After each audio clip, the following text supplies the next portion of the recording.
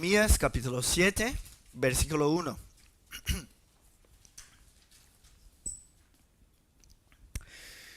Luego que el muro fue edificado y colocadas las puertas y fueron señalados porteros y cantores y levitas, mandé a mi hermano Hanani y a Ananías, jefe de la fortaleza de Jerusalén, porque éste era varón de verdad y temeroso de Dios más que muchos, y les dije: no se abran las puertas de Jerusalén hasta que caliente el sol. Y aunque haya gente allí, cerrad las puertas y atrancadlas. Y señalé guardas de los moradores de Jerusalén, cada cual en su turno y cada uno delante de su casa, porque la ciudad era espaciosa y grande, pero poco pueblo dentro de ella, y no había casas reedificadas. No sé si os acordáis, la semana pasada, al final del capítulo 6, vimos que hay un cambio grande en la historia de Nehemías. Aparece allí que el muro fue terminado en 52 días, ¿no? Ahora el tema es otro. Entonces no vamos a hablar de la reconstrucción del muro.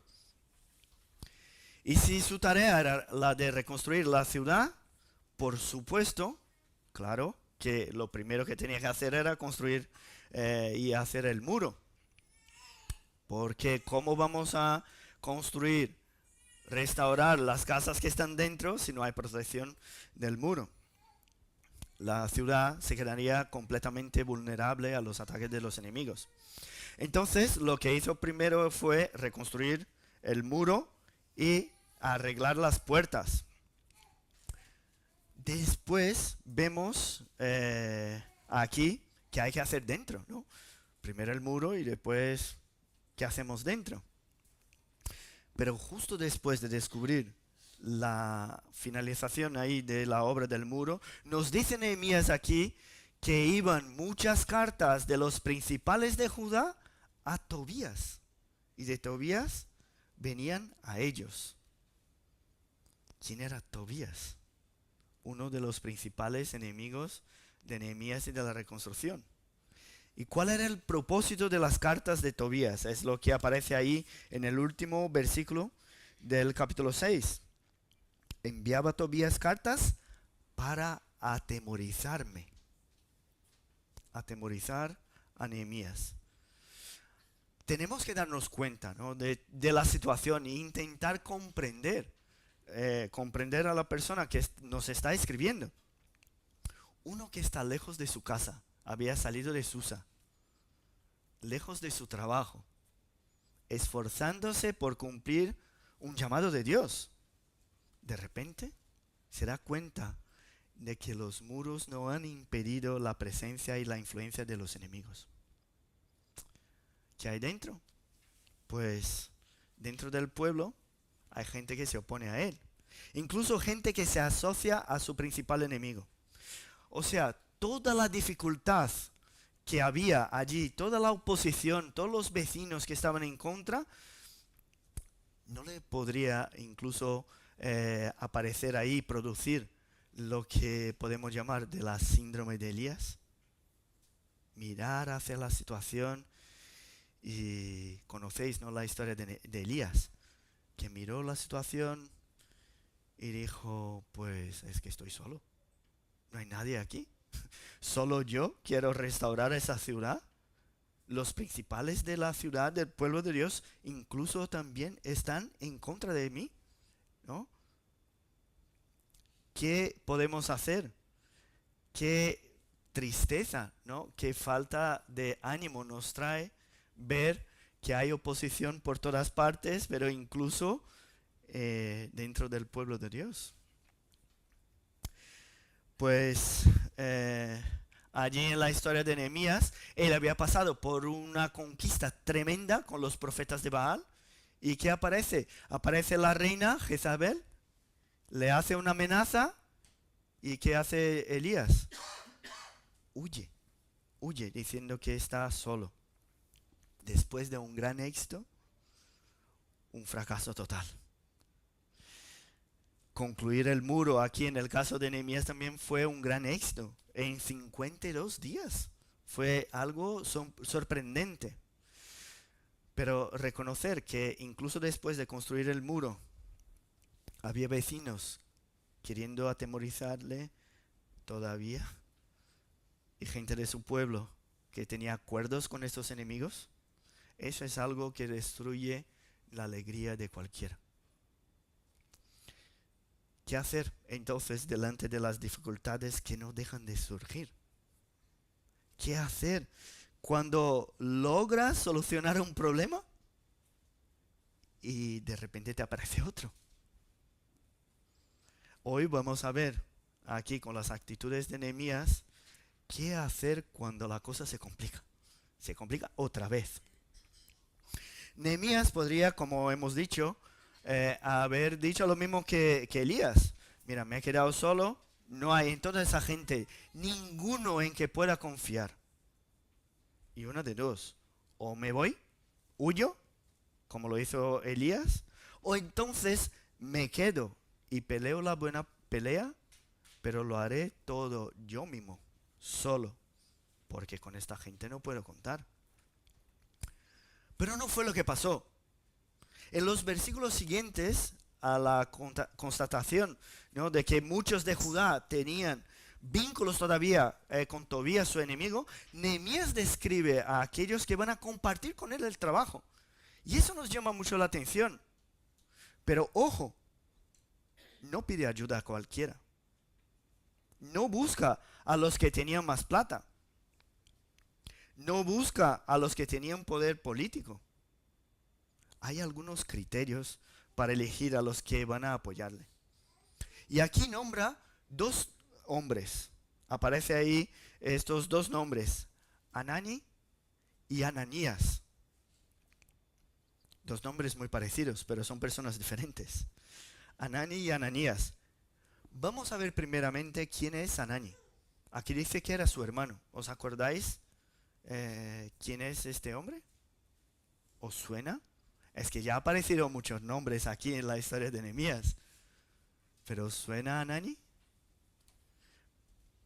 Hanani, el hermano de Nehemías, fue una persona muy importante en la historia que estamos estudiando. Vamos a volver ahí al capítulo 1.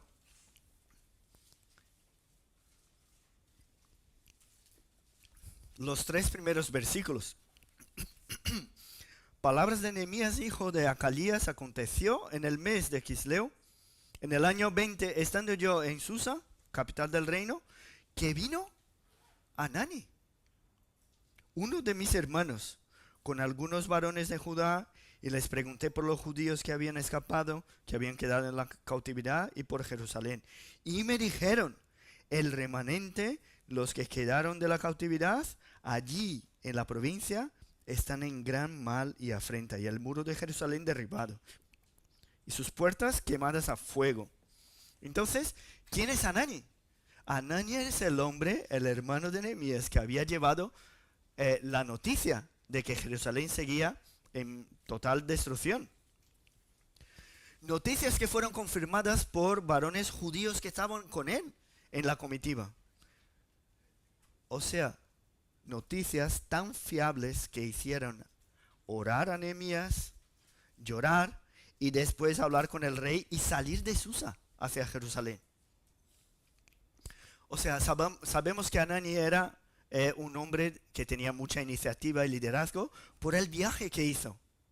Pero más que eso, sabemos que su palabra era fiable y que conocía la ley también, que decía que el testimonio que tiene importancia, relevancia, tiene que ser confirmado por 2 o 3. Hanani no era simplemente el hermano de Nehemías, era un hombre de verdad, como dice la Reina Valera, o un hombre fiel, como dice la Biblia de las Américas o la NBI. Pero esa expresión aparece para describir el segundo hombre, Ananías. Dice ahí en tu Biblia, un hombre de verdad. Y esa palabra traducida aquí por verdad también quiere decir firmeza, fiabilidad, constancia, ojo, atención, ¿no? Duración y fidelidad. Es una palabra que tiene mucho significado. Esa es la palabra utilizada para describir a este hombre y vamos a ver algunas de esas características, pero no podemos perder de vista el porqué. Nehemías escuchó las situaciones que estaban complicadas y no huyó delante de las dificultades. Y tampoco se fiaba solamente en sus capacidades. Sabemos, ¿no? Por el libro de Proverbios que la soberbia precede la caída. Pero tampoco salió pidiendo ayuda a cualquiera. Pide ayuda a alguien que es un hombre fiel, que tiene firmeza, tiene determinación para mantener sus principios, incluso ante las dificultades. O sea, no cede a presiones externas o a sus propias presiones internas. Alguien que sigue firme. Ser un hombre entonces de verdad es ser fiable. O sea, alguien en quien se puede confiar. Que se dice algo, cumple lo que dice. Esa misma palabra también significa constancia, como se ha dicho. Mantiene el mismo esfuerzo, la misma actitud. Y no solamente la mantiene, sino que la mantiene por mucho tiempo, duración. Y cuando escucho la descripción de este hombre, paro para pensar y digo, ¿dónde vamos a encontrar un hombre de verdad como Ananías? Uno puede decir, mira, es que no hay nadie que sea así, que tenga esas características, ¿no? Y de hecho es muy difícil encontrarlo. Miramos nuestras iglesias y pensamos, ¿no? ¿Dónde estarán estos hombres de verdad? Y nosotros, estoy hablando a vosotros hombres, muchas veces no llegamos a nada parecido a eso. ¿Sabéis por qué? Porque nuestro enfoque está en nosotros mismos.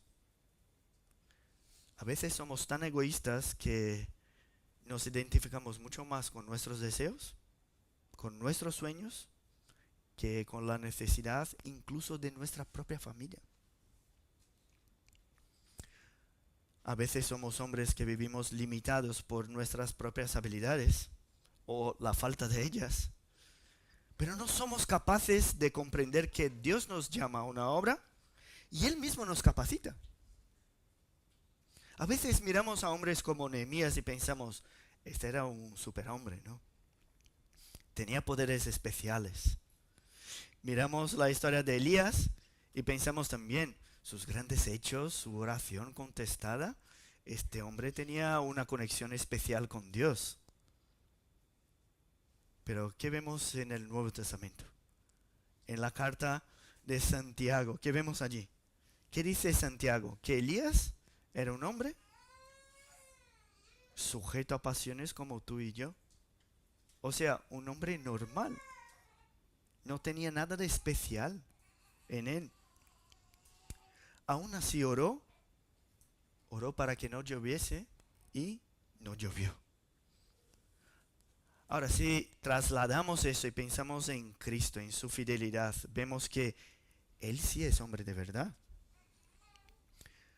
Pero este hombre de verdad, Jesucristo, nos dijo que aquellos que creen en Él, las obras que hagamos serían incluso mayores que las suyas.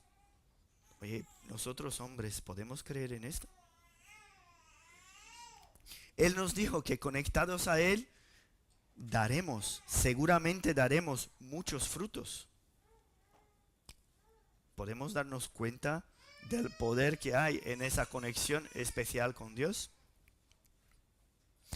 Así que no debemos simplemente buscar ayuda en las personas correctas, que es el contexto, ¿no?, de lo que estamos estudiando, sino que debemos ser esas personas. Debemos ser nosotros personas de verdad fieles y que estén ahí disponibles para ayudar a los demás. ¿Por qué? Porque creemos que hay poder en el Evangelio. Y ese poder transforma a ti y a mí en hombres fieles. hombres de verdad. Esa palabra es para ti, mi hermano. Principalmente estoy hablando a los hombres. Y claro, nos llama la atención a toda la iglesia. ¿Por qué nosotros, hablando todavía a los hombres, me escucháis de allí, no? Bien, es que hay 2 hombres allí, los mayores y 3 pequeñitos, ¿eh? Hay muchos hombres allí, solo quería asegurarme. ¿Por qué nosotros los hombres somos los últimos en buscar ayuda, apoyo, para dividir nuestras cargas? ¿Qué es lo que nos impide buscar la ayuda de un varón de verdad? Yo tengo algunas ideas, propuestas. A lo mejor es porque no queremos la verdad. ¿Por qué no busco ayuda de hombres fieles a Dios y temerosos de Dios? Hombre, si yo quiero el protagonismo, si yo quiero la atención solamente para mí, ¿cómo voy a buscar a uno que no va a echar flores a mis egoísmos? No voy, simplemente. Mis hermanos, debemos buscar ese apoyo en hermanos creyentes. Y debemos también ver que Dios es capaz de transformarnos para que seamos llenos del Espíritu Santo y que seamos nosotros, los que estamos aquí, hombres constantes, fieles, fiables, que tengan duración en su tarea. Así que Nehemías aquí no buscó cualquier ayuda, sino la de hombres de verdad. Esa es la primera actitud que debemos tomar cuando la cosa se complica. Por eso debemos tener a nuestro lado creyentes de verdad. Pero además de eso, cuando la cosa se complica, debemos esforzarnos en reconocer al verdadero enemigo. Esa es la segunda parte.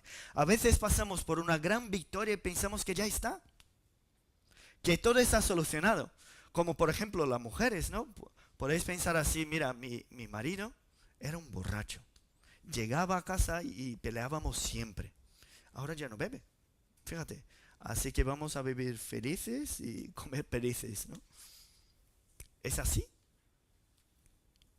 Nosotros hombres a veces decimos, el problema que tengo en mi casa es que mi mujer no me demuestra a mí el deseo que me gustaría que demostrara. Así que termino por pecar cuando la insulto, cuando la menosprecio, porque nadie puede aguantar esa situación. Miramos hacia el problema, tanto el que se soluciona como el que sigue presente, de una manera tan limitada que no vemos su causa. No podemos comprender lo que de hecho le causa. No vemos que nuestra reacción ante las actitudes de los demás es algo que viene de mi corazón. No viene de fuera. Nehemías al principio podría tener la sensación de que el muro dejaría el enemigo fuera. Pero había dentro del pueblo de Dios muchos, incluso de los principales de Judá, que se habían conjurado, conectado con el enemigo. Y ya sabemos, ¿no? ¿De dónde salen los malos pensamientos? ¿De dónde salen los homicidios, los adulterios, las fornicaciones, los hurtos, los falsos testimonios, las blasfemias? ¿De dónde salen? Salen del corazón. Si podemos identificar el problema que está delante de nosotros, buscaremos la solución adecuada. Por eso, si miramos bien, la mano de obra que Nehemías tenía como base eran personas que ya estaban acostumbradas a servir al Señor. Tenían buen testimonio. Él se dio cuenta que no era simplemente reorganizar la sociedad. Ese no era el propósito. Todo el propósito de la restauración era la adoración a Dios. Si miramos bien el primer capítulo, vamos a reconocer. Su propósito no era la prosperidad financiera. No era la paz de alguien que está seguro y guardado por los muros. Toda la motivación de la restauración de la ciudad está en la adoración. El enfoque es muy claro. Aunque esté aquí lidiando con la reconstrucción de un muro y ahora con la organización de la ciudad, su enfoque está en lo que de hecho importa. Por eso, además de estos dos hombres que ya hemos nombrado, que eran fieles y temerosos de Dios, aparecen también allí en la lista porteros, cantores y levitas. O sea, buscaba no solamente un grupo de hombres, él quería un grupo de operaciones especiales. Hombres que tuviesen en su vocación el servicio al Señor. ¿Por qué? Porque si el principal enemigo suyo actúa alejando a la gente del Señor, nada mejor que líderes que tenían el Señor en cuenta. Y vamos a ver en las Escrituras que esos tres oficios que aparecen allí suelen aparecer juntos. ¿Por qué? Porque tenían mucha relación. Los porteros, los levitas y los cantores trabajaban en el templo. Entonces tenían mucha relación entre ellos. Y nos acordamos bien, ¿no? ¿Por qué la ciudad está destruida? Porque hubo desobediencia, alejamiento del Señor, adoración de otros dioses. Entonces, si el castigo vino por la desobediencia, por ese alejamiento de Dios, ahora la restauración tiene que ser el camino opuesto. Tenemos que regresar, tenemos que volver a la adoración al Señor. Y por eso ellos tenían que estar llenos del Espíritu, llenos del propósito adecuado y llevando la armadura adecuada para el enemigo adecuado. Por eso la armadura de estos hombres no podía ser solamente de hierro. Ellos tienen que utilizar hombres que lleven la armadura de Dios. O sea, cuando la cosa se pone fea, tenemos que reconocer al verdadero enemigo. Y nosotros por la tarde, ahora el domingo, llevamos ya un par de domingos estudiando los ídolos del corazón. ¿Y por qué? Porque tenemos que aprender a identificar esos ídolos. Porque si no lo hago, voy a pelear en contra de un enemigo que no es de hecho lo que me aleja de Dios. Viendo aquí en la situación de Nehemías que hay oposición dentro del pueblo, Nehemías podría haber hecho incluso alianzas políticas, pensando, bueno, voy a ver lo que estos que están hablando con Tobías necesitan en sus temas personales y a lo mejor les apoyo de alguna manera y ellos me apoyan a mí. Eso sería una solución carnal de la situación. No, él reconoció que el problema no era este. El problema era restaurar la adoración. Y por eso involucró a estos hombres en la seguridad de la ciudad.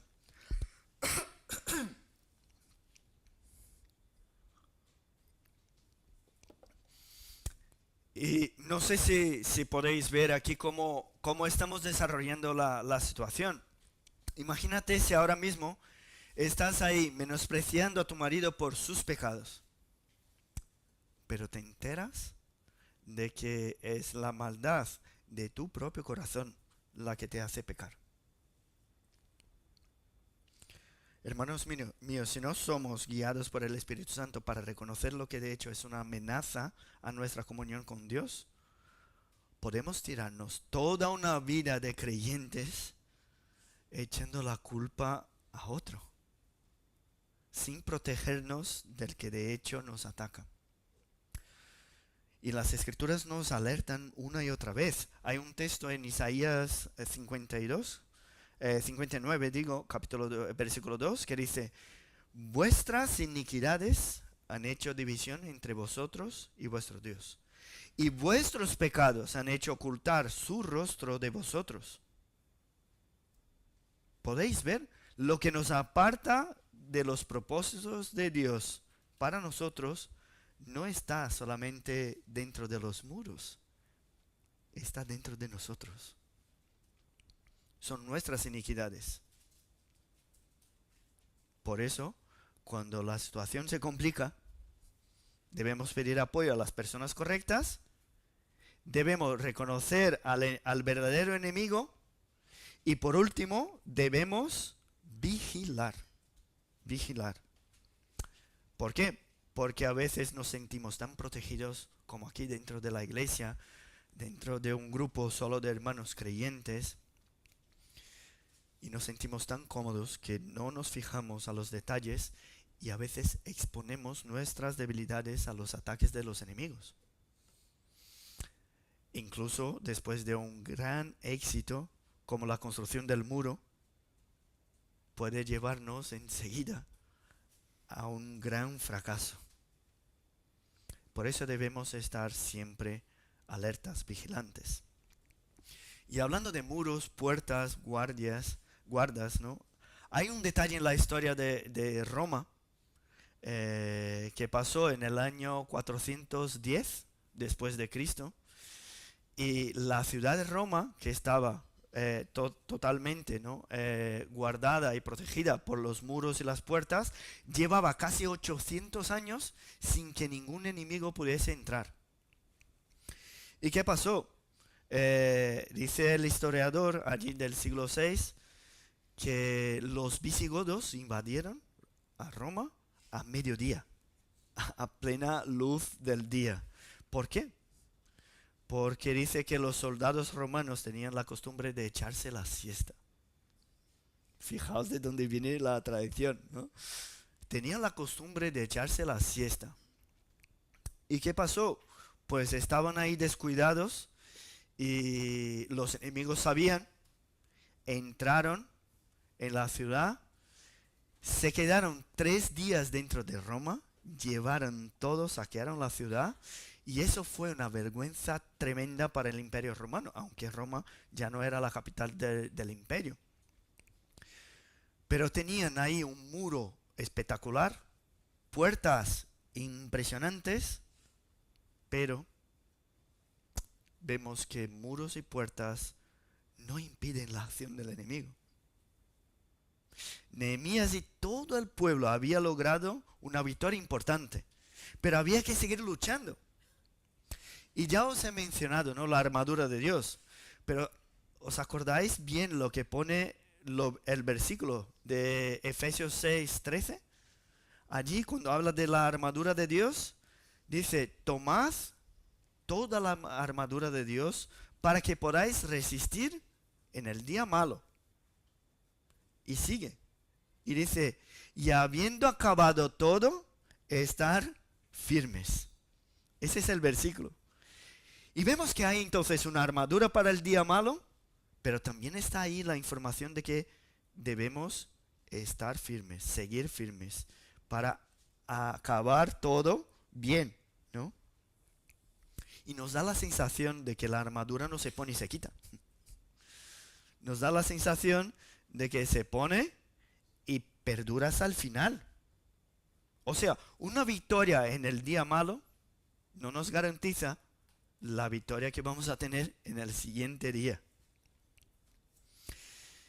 Y por eso debemos estar constantemente en alerta. Tanto que se instruye aquí en el texto de Nehemías a los jefes de los guardias que se cierren las puertas en las situaciones de más vulnerabilidad. Incluso también los que viven dentro de la ciudad, por no haber mucha gente, también tenían la tarea de vigilar. Y dice ahí el texto, cada uno en su turno y delante de su propia casa. Aprendemos aquí que la vigilancia no es una tarea solamente del liderazgo. Cada uno debe vigilar. Y cuando cita aquí la vigilancia, ¿no?, de su propia casa, nos hace ver que la comunidad segura, de hecho segura, está formada por familias que están seguras. Ahora, si trasladamos eso a nuestro contexto, ¿cuándo nosotros aquí en Aranjuez vamos a tener una iglesia fuerte? Os pregunto, ¿cuándo? Cuando cada una de las familias que están aquí sean fuertes. Ahí sí vamos a tener una iglesia fuerte. El local de la iglesia no dice si la iglesia es fuerte o no. Incluso me acuerdo de la historia de una iglesia en Corea, una iglesia presbiteriana en Corea, una de las iglesias que más invierte en misiones de todo el mundo. Es conocida por la iglesia de latón, porque su local es feísimo. Es una nave antigua, son miles y miles de miembros, y es muy sencillo, y ellos decidieron invertir todos los recursos en misiones. Las últimas informaciones que he tenido de allí es que ellos son responsables por la manutención de 400 familias de misioneros alrededor del mundo. No es un apoyo parcial, no, manutención de 400 familias de misioneros. ¿Quieres formar parte de una iglesia llena del Espíritu Santo? Pues tu casa tiene que estar llena del Espíritu Santo. ¿De dónde entonces debe venir la fuerza de una iglesia? La fuerza de una iglesia viene de las familias que forman parte de esa iglesia. No viene del apoyo político ni financiero que recibimos de fuera. Eso nos ayuda, pero no nos hace fuertes.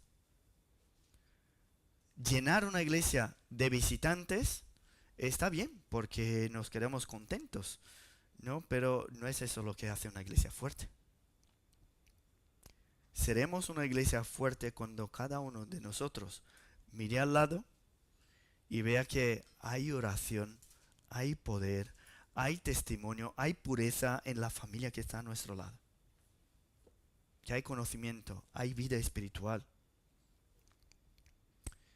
¿Y por qué tenemos que luchar por eso? Porque la lucha en contra de los peligros tiene que ser constante. No podemos pensar que la vida del creyente está hecha de una decisión y ya está. No podemos creer que mantener la tradición de venir a la iglesia es suficiente. Hay un texto en la carta del apóstol Pablo a los Corintios. En los saludos finales de la primera carta dice: velad, estad firmes en la fe, portaos varonilmente y esforzaos. O sea, después de escribir una carta a una iglesia, concluye con recomendaciones finales diciendo: velad, portaos varonilmente, o sea, como hombres de verdad, y esforzaos.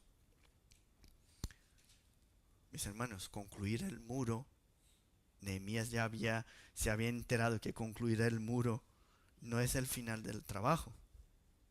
No es el fin del trabajo, no es el comienzo. Lo difícil es mantenerle seguro ahora. Y más, restaurar todo lo que está dentro. Y tengo una teoría, ¿no? En lo que se refiere a la comprensión que tenemos del libro de Nehemías. Si preguntamos en las iglesias a todos los creyentes de qué va el libro de Nehemías, ¿qué vais a contestar? Habla de la reconstrucción del muro. Sí. Sí, es así. Pero no es solo eso. ¿Por qué nos quedamos con la idea de la reconstrucción del muro y no todo el trabajo que hay por detrás? La teoría es la siguiente. Nos quedamos con esa idea porque la reconstrucción del muro es algo impresionante. Es algo que miramos y decimos: wow, reconstruir un muro en 52 días. Y decimos: así es el obrar del Señor, ¿no? Es algo siempre sorprendente, visible, grandioso. Vale. Ahora, cuando pensamos en todo el libro, no habla solamente de la reconstrucción. Y cuando pensamos en la vida espiritual, a veces nos pasa algo parecido. Hablamos en nuestras conversaciones, ¿no? Mira, Dios me ha alcanzado de una manera sobrenatural, estupenda. Hay gente que lleva 30 años en el Señor. Cada vez que habla de cosas espirituales tiene que comentar sobre su conversión. Vale, es muy importante. Pero ¿no ha pasado nada más en tu vida a lo largo de todos estos años de creyente? ¿Nada más? Vamos a abrir ahí nuestras Biblias en Nehemías capítulo 5. solo para que nos fijemos en un detalle. Nehemías 5:14, para que nos acordemos. Dice allí, también desde el día que me mandó el rey que fuese gobernador de ellos en la tierra de Judá, desde el año 20 del rey Artajerjes hasta el año 32, 12 años, ni yo ni mis hermanos comimos el pan del gobernador. Aquí Nehemías está hablando de su tarea de que no cobró lo que podría haber cobrado como gobernador, pero nos da la información de que se quedó allí por lo menos 12 años. 12 años. Ahora, de los 12 años que se quedó allí en Jerusalén, nosotros solo nos fijamos en los 52 primeros días. Curioso, ¿no? ¿Por qué? Porque es mucho más fácil hablar de un muro, de que todo el trabajo que hay de restauración del pueblo. No sé si os acordáis, llevamos poco tiempo aquí. Todo ese local ha sido reformado en 5 meses, más o menos. Ahora, te pregunto, ¿cuánto tiempo tardaremos en restaurar el propósito que tenemos en nuestro corazón? El propósito de nuestra existencia, que es la adoración a Dios. El local lo restauramos en 5 meses. Ahora, para que comprendas que tu propósito es adorar a Dios, ¿cuánto tiempo tardaremos? Al final, Nehemías aquí cambia el énfasis en estos versículos y tenemos que darnos cuenta. Si nos centramos en lo que nos dicen estos versículos, reconociendo lo que estaba pasando, podemos concluir del texto lo siguiente. Primero, ¿de qué vale un muro si dentro no hay hombres de verdad? ¿De qué vale un muro?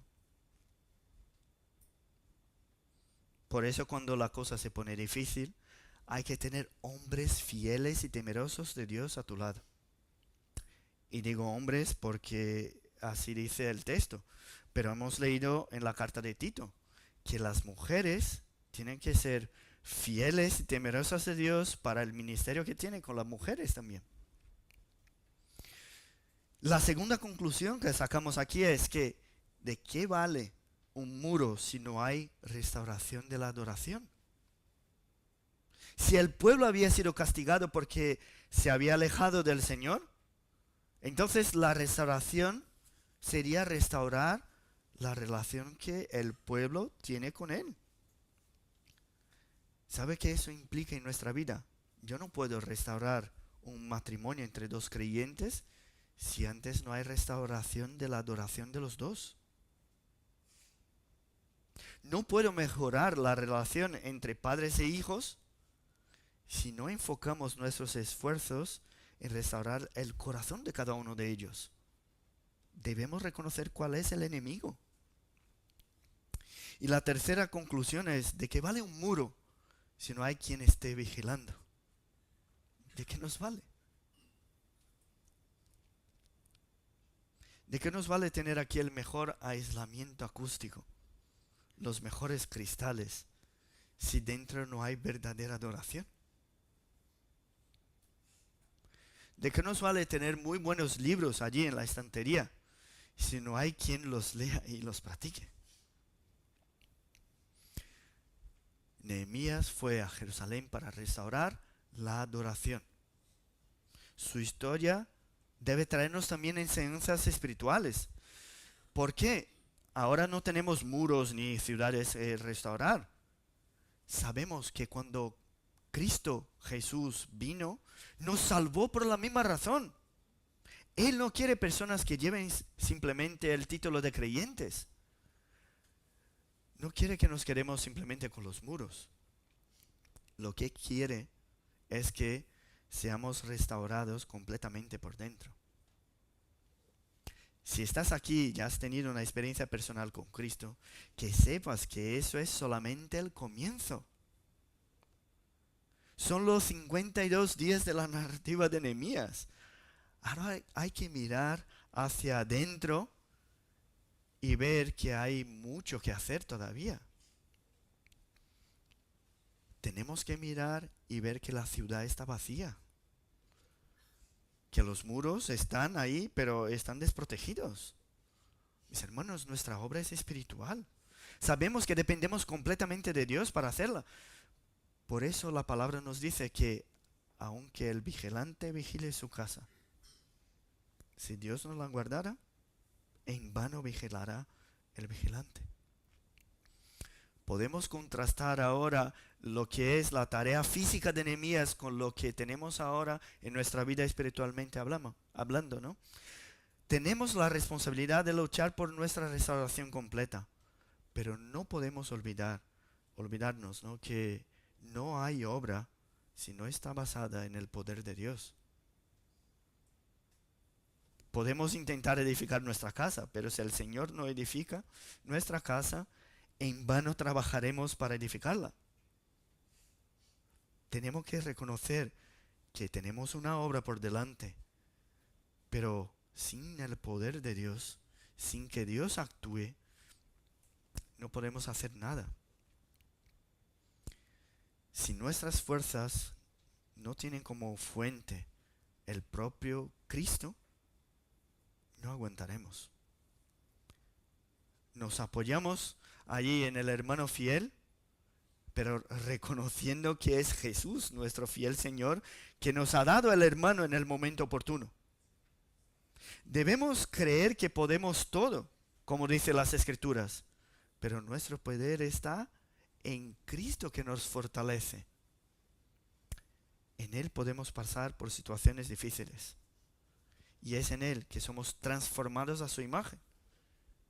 Y por eso debemos ser hombres de verdad, mujeres de verdad, porque le reflejamos a Él. Como el apóstol Pablo dijo, sed imitadores de mí, como yo de Cristo. Claro, somos exhortados aquí a compartir las cargas, compartir las responsabilidades, pero siempre con los ojos puestos en el autor y consumador de nuestra fe. Porque es Él que va a guiarnos, Él que va a llevarnos por medio incluso de su pueblo, de hermanos fieles, a esa restauración. Mis hermanos, el trabajo de los 52 días es muy pequeño, cerca del trabajo de los 12 años que se quedó allí. 12 años. El trabajo es duro, pero tenemos que seguir adelante. Mucho más fácil es restaurar muros, es reformar locales, que restaurar las vidas que están rotas. Pero tenemos a nuestro lado aquel que nunca nos desamparará.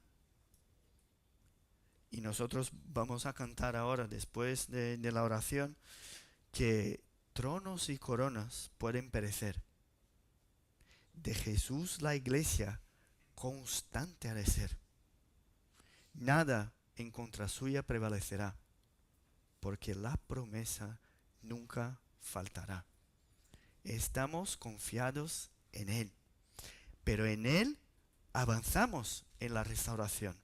Así que lo que espero y mi oración es que estas palabras sean de ánimo para que sigamos en la obra de reestructuración, de restauración, reconstrucción de nuestra vida espiritual. Vamos a orar. Dios, te damos las gracias porque reconocemos que tú nos das una tarea, pero no nos dejas tirados solos, sin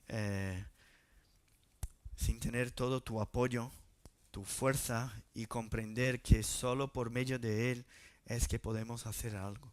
Gracias te damos, Padre, porque reconocemos tu poder y también reconocemos nuestra responsabilidad. Te damos las gracias, Padre, por la historia de Nehemías, por ver que reedificó los muros en 52 días, pero donó 12 años de su vida restaurando una ciudad. Danos, Padre, la perseverancia, danos la constancia, la fidelidad, para que seamos hombres y mujeres de verdad, hombres y mujeres fieles y temerosos de Dios, temerosos de ti, No queremos, Padre, hacer cosas por nuestras propias fuerzas, pero queremos ver tu obra hecha aquí por medio de tu poder, y para tu gloria. Te pedimos, Padre, que tú restaures la adoración en nuestra vida, para que seamos verdaderos hombres y mujeres fieles, creyentes, que representan y reflejan tu gloria aquí en la tierra. Danos, Padre, el privilegio de servirte y que tú nos des también el poder y la constancia para que sigamos firmes y adelante. Gracias por todo, en el nombre de Jesús que oramos. Amén.